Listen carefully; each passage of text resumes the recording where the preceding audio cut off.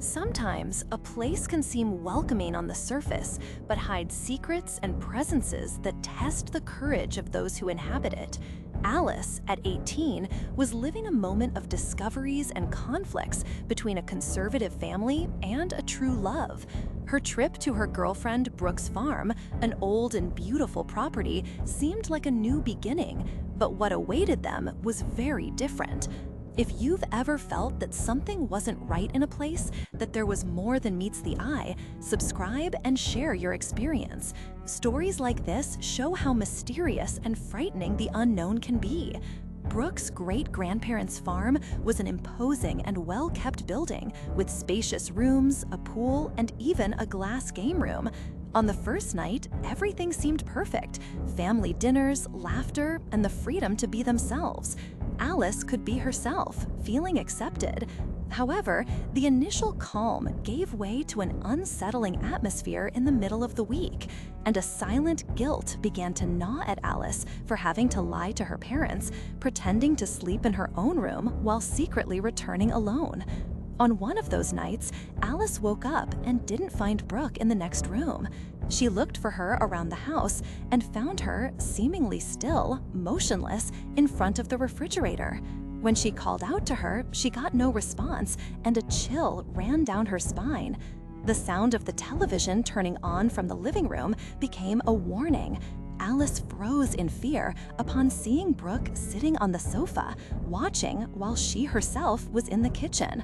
The bewilderment and the strange silence of the house made the terror of both grow, and they tried to rationalize, but they knew that something was wrong. The fear grew and became palpable when, in a premonitory early morning, Alice was awakened by noises in the hallway, a sound that seemed to be inside her own room. When she called Brooke to accompany her to investigate, she met resistance, being accused of having nightmares. Suddenly, a deep male voice echoed in the hallway, saying something enigmatic about the time, followed by a dramatic and imploring touch for the doors to be opened. In a panic, the two ran to Brooke's room, locked themselves in, and sought comfort in each other. The sound, initially deafening, slowly faded until it transformed into a supplicating female voice, which asked to be let in, but also seemed to give up upon hearing the warning about the time. The contrast between the terror felt and the subsequent calm left the young women perplexed. The next morning, when they told Brooke's parents, they were surprised to learn that no one else had heard anything. A review of the security cameras only captured the two of them running, and nothing appeared in the house. With the arrival of family members, Alice felt even more visited by discomfort and isolated from the social interaction. Her traumas did not cease, and even surrounded, she saw herself locked in her own fears. Brooke admitted she had never experienced anything like it. That silent terror, however, was a turning point. The same intimacy that united the young women succumbed, and the relationship ended. Today, Alice goes on with her life with her wife, traveling the world, always with the memory of that inexplicable encounter stored away. Her parents fully accepted her, but the trauma left on that farm made her suspicious, especially of the unknown.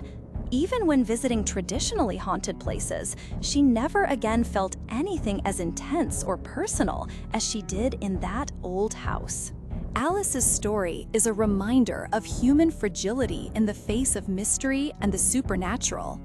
The energies that wander between the old walls of a place can be relentless, especially when our minds are open to hearing what should not be said aloud. She found the strength to abandon fear, but the doubt about what happened there persists like an endless shadow. The silence of that place, the whispers in the dark, the phenomena that escape cameras, everything suggests that some forces still patrol the farm with unknown interests. Living with the inexplicable does not have to be permanent, but the experience leaves marks difficult to erase from the heart and soul. By sharing this account, Alice is not seeking easy answers, but reflection. The unknown surrounds us in ways we cannot predict, And sometimes a voice in the dead of night is a silent plea for help or a warning that limits have been crossed. Are we prepared to listen? If this story moved you, don't keep the fear to yourself. Share it in the comments, subscribe to the channel, and turn on notifications to hear more real-life accounts of encounters with the unknown. Because sometimes what scares us most is not what we see, but what we feel and don't understand, and sharing that can be the first step to liberation.